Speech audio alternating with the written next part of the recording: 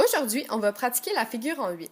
C'est un exercice très intéressant, on peut l'ajouter facilement à la routine de tous les jours.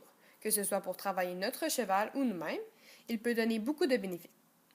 Cet exercice est bon pour le pli du cheval, pour son écoute et sa discipline, aide au calme et à la précision du cavalier ainsi que du cheval. Il aide aussi à travailler sa position et à corriger nos mauvais plis.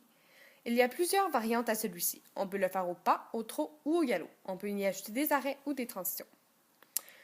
En fait, le cheval, aujourd'hui, c'est Zeus. C'est un petit nouveau. En fait, il est encore bébé. Il comprend pas encore vraiment l'épaule et les sauts. Il s'en mêle souvent avec ses pattes. Donc, c'est pour ça qu'on a fait seulement du pas. Mais je vais vous expliquer comment bien le faire au trot par la suite, en fait, dans mon vidéo. Donc, voilà.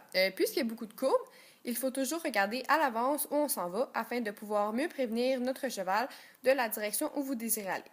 Il est important de toujours garder un contact et surtout de garder l'énergie.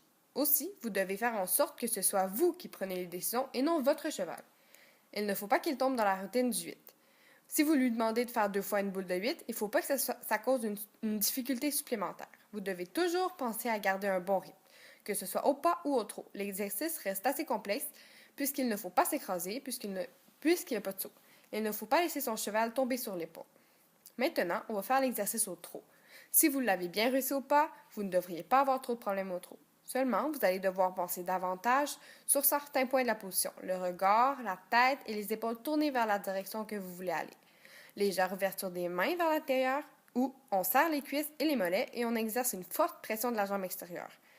Évidemment, comme je l'ai dit plus tôt, vous pouvez ajouter des transitions au pas ou un arrêt afin de vous assurer de l'écoute de votre cheval.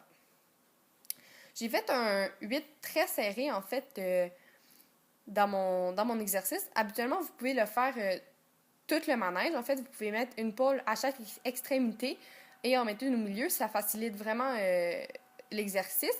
Puis, vu que j'ai un cheval nouveau, j'aurais peut-être dû faire ça, mais pour complexifier, vous pouvez le serrer davantage. Vous pouvez faire un 8 hyper serré. Ça va vraiment pratiquer les flexions de votre cheval. Puis, ça va pratiquer vous, en fait, ça va vous pratiquer vous aussi à faire des flexions. Donc, c'est ça. Plus la complexité, plus vous voulez la complexité, plus vous pouvez serrer votre 8. Donc, voilà. Maintenant, vous pouvez essayer mon exercice.